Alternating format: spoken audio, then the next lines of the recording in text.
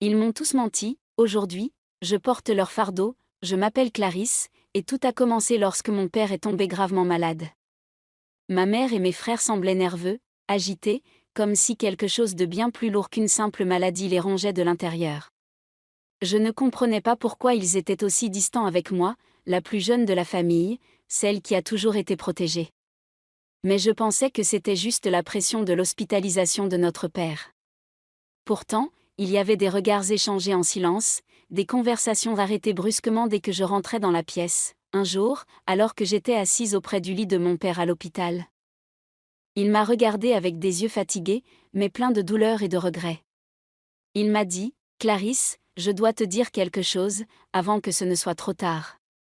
Mais je ne sais pas si tu es prête à l'entendre. » Avant qu'il puisse poursuivre, ma mère est entrée, coupant la conversation brusquement, et je n'ai plus jamais eu la chance d'entendre ce que mon père voulait me dire. Quelques jours après, il est décédé, emportant son secret avec lui dans la tombe. C'est après les funérailles que la vérité a commencé à éclater, lentement, douloureusement.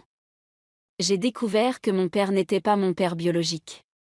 Mon propre oncle, le frère de ma mère, avait été mon père depuis le début. Et toute ma famille le savait.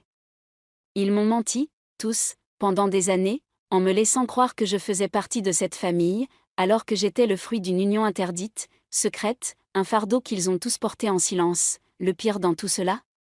Je suis tombée enceinte de mon cousin, l'enfant de mon oncle, sans savoir que c'était en fait mon demi-frère.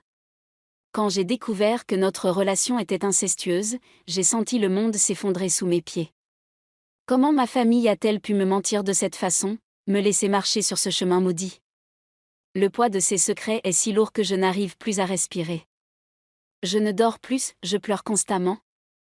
Et maintenant je porte cet enfant, le symbole d'une vérité sordide et impensable. Je me retrouve seule, abandonnée par ceux qui devaient m'aimer et me protéger.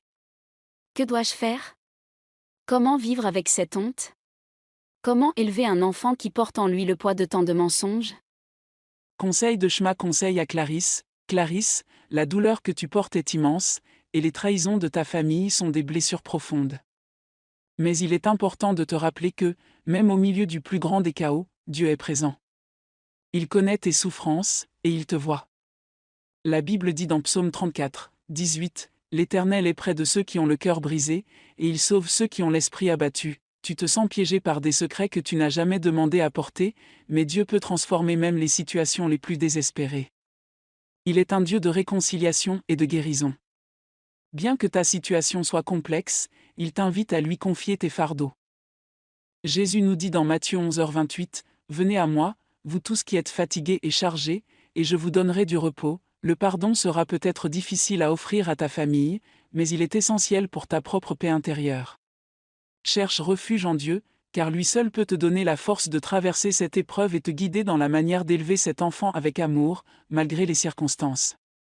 Il n'y a rien de trop grand pour la miséricorde et la grâce de Dieu, que Dieu te donne la force, la sagesse et la paix pour affronter cette situation.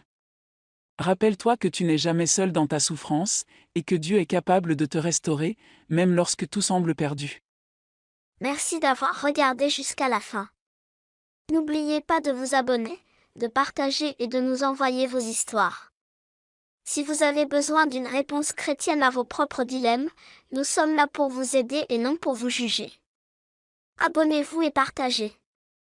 Que Dieu vous bénisse et vous guide.